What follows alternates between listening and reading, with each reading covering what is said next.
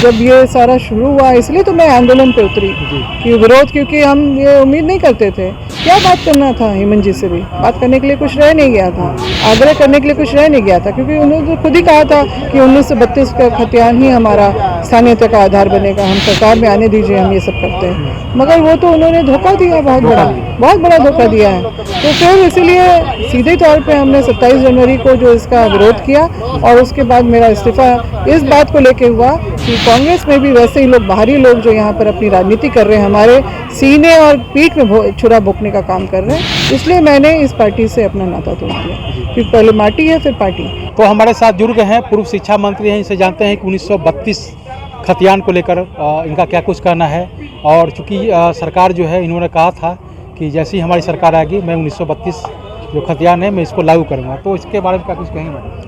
देखिए, सबसे पहले तो मैं बोलना चाहूँगी कि 1932 का खतियान एक नारा है।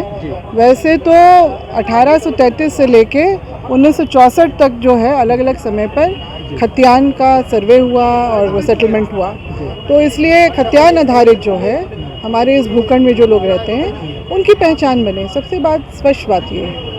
और जब पहचान जो स्वतः हमको राज्य गठन के साथ मिल जानी चाहिए थी, जो इतने लंबे समय तक अटकाया गया और फिर रघुवीरदास जी ने 1985 अपने हिसाब से उसको कर दिया, तो ये बिल्कुल ही गलत है। हमारे यहाँ के लोगों के जो है अधिकारों का हनन है, संवैधानिक अधिकार जो है। तो इसलिए हम लोग चाह रहे हैं कि जो हमारे बाप दादा की जो खतियान है वो हमारी पहचान बने, और इसी तरह से प्राथमिकता क्या होंगी, लोगों को क्या अधिकार मिलेंगे, वो सारा कुछ निर्धारित करें। नियोजन नीति जो है वो भी बने जो हर राज्य में बनती है, और उसमें जो हमारे जो स्थानीय लोग हैं उनकी कहाँ प्राथमिकता कैसे फिक्स होगी, वो सारी चीज़ आनी चाहिए। सरकार पहले से बोल रही थी तीसरी और चौथी ग्रेड में, मगर तो क्या तीसरी और चौथी ग्रेड के ही लोग हमारे लायक हैं झारखंड के लोग? मैं तो कहूँगी कि जो सेकंड ग्रेड की जो नौकरी है, जो JPSC वगैरह, उसको भी फोर्टिफाई करने की ज़रूरत है, ताकि लोगों का, क्योंकि झारखंड एकमात्र पूरा देश में एक ऐसा राज्य है जहाँ पर 50% भी बाहर के लोग अप्लाई भी करते हैं। आप दूसरे राज्यों में जाइए, आपको तो अप्लाई करने में वो फॉर्मेट में ही रहता है कि आप इस राज्य के निवासी हैं क्या। और मैंने खुद अपने आंखों से देखा, छत्तीसगढ़ की सरकार ने भी लिखा है कि ये जो प्रपत्र है ये सिर्फ राज्य के निवासियों के लिए। अभी जो जिस तरह का अभी माहौल बना है, तो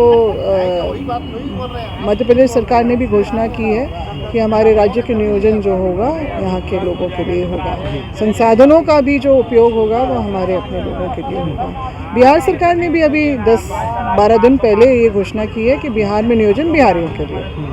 आप कहीं भी चले जाइए, नियोजन का करती है। और सबसे एक बड़ा और बहुत ही खूबसूरत मैं उदाहरण आपको दूंगी कि 2014 में, हाल का है, मतलब 7 साल ही बीते हैं, आंध्र प्रदेश से तेलंगाना को बने हुए, तो वहाँ की सरकार ने तो अगले 30 साल तक जो है अपने राज्य के निवासियों के लिए सरकारी नौकरियाँ लॉक कर दी। तो इस तरह से सरकार अपने अपने निवासियों के लिए, राज्य के निवासियों के लिए उनके हितों और अधिकारों को, जो संवैधानिक रूप से उनके अधिकार हैं, उसको सुरक्षित करती है। मगर सिर्फ झारखंड ही एक ऐसा राज्य है जहाँ पर खुला चारागाह बना हुआ है, सब अपनी आके मनमानी करते हैं, अपने हक अधिकार की बात करते हैं, भले यहाँ के लोगों का वो। और जो अभी हाल में जो हुआ, अभी पिछले साल के जो आखिरी महीने में जो कुछ हुआ, वो तो सबको हिला दिया। सब पहला हुआ कि जो मुख्य सचिव का एक चिट्ठी निकलती है कि राजस्थान के भंगी समुदाय के लोग जो यहाँ से 40 साल पहले यहाँ पर आके बसे, तो आज की वर्तमान पीढ़ी, मतलब उनकी 16,000 की आबादी है और वर्तमान पीढ़ियों को बहुत सारी दिक्कतें हो रही हैं, तो उनके लिए आवासीय और जातीय आवासीय बनाने के लिए खतियान की हत्या हटाई गई। आपने पहले तो झारखंडियों की ही पहचान वो नहीं की है, सुनिश्चित नहीं की है, आप उनके बारे में बात कर रहे हैं। फिर जो वैसी बिहार की बोलियां जिनको बिहार में भी मान्यता नहीं है, क्योंकि संविधान की 8वीं कंडिका अगर आप उठा के देखते हैं तो उसमें इनको बोली की श्रेणी में रखा गया, इसीलिए मान्यता बिहार में नहीं है। वहाँ पर लोगों को कोई परेशानी भी नहीं है, वो 3 अपने राजभाषा में काम चला रहे हैं। राज्य गठन के बाद हिंदी, फिर उर्दू आया और फिर 1984 में मैथिली आया, इसी से काम चल रहा है उनका। मगर यहाँ पर जो लोग 30-40 साल से अपने रोजगार के सिलसिले में आए हैं, उनके अधिकार झारखंडियों से बड़े हो गए। वो चीख के बोल रहे हैं कि हमारे अधिकारों का हनन हो रहा है संविधान का। तो मैं ये सवाल करना चाहूँगी कि जब राज्य का विभाजन हुआ, उस समय बिहार की जो सरकार ने ये तुरंत एक अधिसूचना जारी की थी नवंबर के महीने में। ये शायद 15 नवंबर के एक दिन पहले यह बात था, मगर ये अधिसूचना मेरे खुद की आंखें देखी हुई है, जिसमें ये साफ तौर से लिखा हुआ है कि संथाली, मुंडारी, कुड़ुक हो, जो इनकी पात्रता राजभाषा की बनती थी, आज से इनका जो है वो निरस्त किया जाता है, इनका जो दावा है वो निरस्त किया जाता है। तो जो सदियों से हमारे जो आदिवासी समुदाय वहाँ पे बसे हुए हैं, क्या उनका अधिकार का हनन नहीं हुआ क्या? लेकिन जो सत्ता पक्ष के लोग हैं कहते हैं कि जब उनकी सरकार थी तो उन्होंने लागू नहीं किया, लेकिन मैं तो लागू कर रहा हूँ। कहाँ किया? अभी तक क्या बिहार में नहीं हुआ? मेरी तो बात होती है बिहार से भी, उन्होंने तो ऐसी कोई बात नहीं मुझे बताई, ऐसी कोई बात नहीं हुई। ये हवाबाजी करने से कुछ नहीं होगा। वहाँ के मुख्यमंत्री यहाँ के लोगों को बताएंगे कि तुम्हारा अधिकार क्या है, झारखंडियों का अधिकार क्या है, वो अपना राज्य देखें, वहीं पर वो ठीक रहेंगे, वो ज़्यादा ठीक रहेगा। और फिर जो नियोजन के अलावा भाषा नीति भी यहाँ पर बननी चाहिए, जो 9 झारखंडी भाषा जो है उसके अलावा और कोई बाहरी भाषा, और अगर जगह भी देनी है तो यहाँ के आदिम जनजाति जो लुप्त प्राय हैं भाषाएं हैं उनको संरक्षण मिले। बाहरी भाषा को हटाइए, बंगला उड़िया को भी हटाइए, वो भी हमारा हिस्सा खा रहे हैं इतने सालों से, तो उसको भी हटाइए और सिर्फ जो झारखंडी मूल उसके हैं भाषाओं को यहाँ पर जगह मिलनी चाहिए। हर राज्य में ये नीति होती है। और तीसरी जो है, जो झारखंड एक 16 खनिज संपदा संपन्न एक राज्य है, अगर उससे प्राप्त हुए अगर नीतियाँ ठीक से बननी होती और चलती तो इन 21 सालों में जो है झारखंड एक आत्मनिर्भर राज्य बनता, राजस्व की सही तरीके से प्राप्ति होती। मगर यहाँ पर तो सब कुछ हाल पे छोड़ दिया जाता है। बड़ी बड़ी कंपनियां आती हैं, मुनाफा कमाती हैं, और राजस्व का क्या सरकारी खजाने में कैसे जमा हो रहा है, नहीं हो रहा है, होता तो निश्चित रूप से एक आत्मनिर्भर राज्य बनता। टाटा कंपनी के बारे में मैं कहूँगी कि बहुत सालों से यहाँ पर है और आपके जगह जगह इनका माइनिंग ऑपरेशन चलता है। इनका तो कल ही मैंने देखा रामगढ़ के घाटों जो उसमें यहाँ पर जो इनका जो अपना माइनिंग ऑपरेशन चल रहा है, लीज होल्ड एरिया से बाहर जाके ये लोग कर रहे हैं। प्रशासन से लेके शासन सब लिप्त रहता है इनके साथ में, और जो लोकल लोग हैं, आदिवासी हैं, जो मूलवासी हैं, उनको प्रताड़ित किया जाता है, उनको भगाया जाता है, उनकी ज़मीनें छीन ली जाती है। वहाँ पर माइनिंग ऑपरेशन खुलेआम चल रहा है। तो ये राज्य तो, और जो टाटा है वो अब हज़ारों करोड़ का डिफ़ॉल्टर है, रॉयल्टी पे नहीं की है इसमें सालों से, दशकों से रॉयल्टी पे नहीं की। अगर वही रॉयल्टी अगर हमारे सरकारी खजाने में आती तो निश्चित रूप से, और इसी तरह से बाकी इतनी कोल कंपनियां अब लातेहार में भी 5-5 खुलने वाली है, क्या होगा फिर? अभी से वही प्रोसेस शुरू हो गया लोगों को भगाने का, सबके कागज़ लिए जा रहे हैं कि हम आपको मुआवजा देंगे, मगर होगा ये कि विस्थापित कर दिए जाएंगे। फिर उनका पुनर्वास को तो कोई देखने वाला नहीं होता, एक बार ज़मीन से उखड़ गए तो ये हालत हमारे राज्य की हो गई है, दुर्दशा।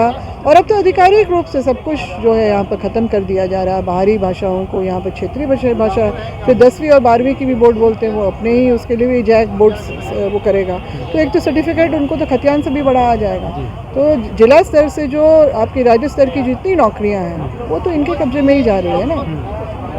अब मैं बोलूँगी कि आपका जो बंगला और उड़िया को भी जो यहाँ जगह दी गई है, और या फिर अभी जो ये बिहारी बोलियों को यहाँ पर जगह दी है, इन तमाम सब जो होता रहा हंगामे के बीच में मैथिली को भी +2 में घुसा दिया गया। तो क्या हम इन सब राज्यों में जाएं तो अपनी बोली भाषा में हम लोगों को नौकरी मिल जाएगी क्या? मिलेगी क्या? नहीं मिलेगी, नहीं करेगा कोई। तो फिर बाहरियों के लिए इतना क्यों इन संवेदना होती है, और अपने ही लोगों के लिए संवेदनहीन हो जाते हैं लोग, जो सोच विचार सारा उसमें ताला पड़ जाता है। और मैं तो कहूँगी कि इस तरह से जो है अब अति हो गया। एक 5वीं अनुसूची का एक राज्य है जहाँ पर 13 जिला जो है वो नोटिफाइड किया गया राजगठन के बाद में, जहाँ पर ये भी प्रावधान लाया गया कि यहाँ की जो तीसरी और चौथी वर्ग की जो नौकरी हैं उसमें आपका जो है सिर्फ उसी ज़िले के निवासी, मतलब स्थानीय को ही इसमें प्राथमिकता मिलेगी। कोर्ट में एक PIL होता है और कोर्ट भी ये तुरंत ही एक आदेश दे देता है कि अब से स्थानीय को प्राथमिकता नहीं मिलेगी, और सरकार भी फटाफट कर देती है, इसको निकाल देती है। तो 2002 में जिन वकील साहब ने जो है उन्होंने जो ये मामला अटकाया था स्थानीय नीति का, राजीव रंजन मिश्र निवासी हैं बक्सर के और बिहार राज्य के, आज वो इस राज्य के महाधिवक्ता बने बैठे हैं। सरकार के सलाहकार बैठे हैं, तो हम क्या उम्मीद कर सकते हैं कि वैसे व्यक्ति जो है यहाँ के पक्ष में बात करेंगे।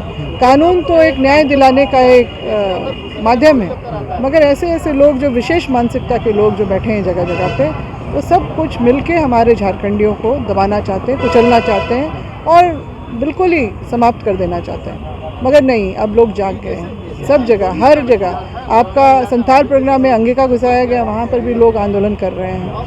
और ये बोकारो और धनबाद में तो जो हुआ तो उसका परिणाम ये हुआ कि हटा दिया, मगर पलामू में जहाँ पर जो किया तो वहाँ पर भी लोग अब आंदोलन पे उतरे हुए, विरोध कर रहे हैं। दक्षिणी छोटा नागपुर ने इन्हें जानबूझ के नहीं डाला, क्योंकि इनको पता है रांची राजधानी में बहुत, और लोग वाकई में नहीं समझे इनकी चालाकी को लंबे समय तक। और मैंने जैसे देखा मैं समझ गई कि कितना बड़ा गेम हुआ है यहाँ। तो इस तरह से है, मगर अब जब ये सारा शुरू हुआ इसलिए तो मैं आंदोलन पे उतरी कि विरोध, क्योंकि हम ये उम्मीद नहीं करते थे। क्या बात करना था हेमंत जी से भी, बात करने के लिए कुछ रह नहीं गया था, आग्रह करने के लिए कुछ रह नहीं गया था, क्योंकि उन्होंने तो खुद ही कहा था कि 1932 का खतियान ही हमारा स्थानीयता का आधार बनेगा, हम सरकार में आने दीजिए, हम ये सब करते हैं। मगर वो तो उन्होंने धोखा दिया, बहुत बड़ा धोखा दिया है। तो फिर इसीलिए सीधे तौर पे हमने 27 जनवरी को जो इसका विरोध किया, और उसके बाद मेरा इस्तीफा इस बात को लेके हुआ कि कांग्रेस में भी वैसे ही लोग, बाहरी लोग जो यहाँ पर अपनी राजनीति कर रहे हैं, हमारे सीने और पीठ में छुरा भोंकने का काम कर रहे हैं, इसलिए मैंने इस पार्टी से अपना नाता तोड़ दिया। क्योंकि पहले माटी है फिर पार्टी। ये ऐसी पार्टी है जिसमें मेरे पिताजी जो हैं उन्होंने श्रेय जाता है। जो आज झारखंड प्रदेश कांग्रेस कमेटी देख रहे हैं ना, उसका आधार मेरे पिताजी ने क्षेत्रीय कांग्रेस के बतौर रखा था। सामाजिक आर्थिक शोषण तो था ही, जो राजनीतिक शोषण से भी अपने आप को अलग करने के लिए, तो वो सब तो सारा धाराशाही हो गया ना। तो इसीलिए फिर जो उनका भी योगदान रहा झारखंड अलग राज्य का, और उन्होंने भी सिर्फ जनसभाएं ही नहीं की, उन्हें बहुत सारे ठोस काम भी किए इस राज्य के लिए। संथाल परगना डेवलपमेंट, छोटा नागपुर डेवलपमेंट अथॉरिटी बनाया, देश का पहला मिनी जो सेक्रेटरीट है वो यहाँ पर उन्होंने लागू करवाया, और फिर आपका बिरसा एग्रीकल्चर जो यूनिवर्सिटी है उन्हीं की देन है। तो वे सब इस तरह की व्यवस्था ला रहे थे। और उन्होंने एक बात ये भी कही थी कि झारखंड राज्य बनाने के लिए जो है मिल तो जाएगा, मगर हमारे लोग तैयार नहीं है, इसलिए पहले केंद्र शासित राज्य बने, सारी व्यवस्थाएं आ जाए, लोग समझ जाएं, ढल जाएं, प्रशिक्षित हो जाएं, उसके बाद अलग राज्य बने। एक लाइन उनकी अलग थी इसमें जरूर। तो निश्चित रूप से अगर वो कुछ साल और जीवित रहते तो ये भी हो जाता, मगर ये नहीं हुआ, और आज हम लोग परिणाम भुगत रहे हैं इसका। क्योंकि अपरिपक्व लोग, कायर लोग जो यहाँ के कमान संभालते रहे, तो उन्होंने जो है अपनी दृढ़ता का परिचय नहीं दिया कि अपने राज्य को कैसे चलाना है। आज वही परिणाम है। और आज जो हमारे ये बच्चे जो धनबाद बोकारो से इतना लंबा सफ़र जो 150 किलोमीटर की दूरी करके आए, कि हेमंत दादा ने हमें बुलाया बात करने के लिए, इसीलिए वो पैदल चले आए। और हेमंत दादा को फिक्र ही नहीं है, वो अपने वो शादी ब्याह सब कुछ अटेंड कर रहे हैं, मगर यहाँ आके दो बातें करने के लिए उनको बस समय नहीं है। अब अपने पास ही बुलाने का समय नहीं है उनके पास में। और सिर्फ जो घोषणाएं कर रहे हैं, बजट का वो बता रहे हैं, योजनाओं की घोषणा कर रहे हैं, तो आखिर किसके लिए कर रहे हैं? आप तो हमारा अधिकार दे नहीं रहे हैं, तो आप लोग आखिर कर किसके लिए रहे हैं? तो फिर अगर इस तरह से चलता रहा तो वो ऐसा भी दिन आएगा जब सरकार को सबक सिखाने के लिए पूरा का पूरा झारखंड जो झारखंडी है, खतियानधारी झारखंड, वो उतरेगा यहाँ। और हमने तो फिर कहा ही है कि बातें नहीं चलेगी, हमारा तो चरणबद्ध जो है आंदोलन चलता रहेगा। 14 मार्च को हम लोग विधानसभा घेराव करेंगे, और उसके बाद भी हमारा चलेगा चक्का जाम में, जो भी जिस तरह की भी सारी होते आंदोलन की प्रक्रिया, हम सब में जाएंगे। हाँ बिल्कुल। और अभी 6 तारीख का भी जो इन लोगों ने जो अपना धुरवा डैम में जो बैठ के अपना घोषणा की है ना, देखते हैं क्या। वैसे तो कोई ज़्यादा वैल्यू देने की ज़रूरत नहीं है, संडे का दिन चुना उन्होंने, वैसे भी सब कुछ बंद रहता है, मगर हम लोग निकलेंगे, पूरा झारखंड निकलेगा सड़क पे, और देखते हैं कैसे बंद होता है। तो आपने सुना कि जिस तरह से जो पूर्व शिक्षा मंत्री हैं उन्होंने कहा कि 6 तारीख को भी हम लोग आंदोलन को जुड़ेंगे, और इसके अलावा कई जितने भी 1932 खतियान को लेकर जितने भी आंदोलन होगा उसमें शामिल होंगे, और इस सरकार को बेनकाब करने का काम करेंगे। तो अगर आपने हमारे चैनल को सब्सक्राइब नहीं किया तो सब्सक्राइब करें, बेल आइकन भी दबाएं ताकि हर छोटी बड़ी खबरों से रूबरू हो सके। धन्यवाद।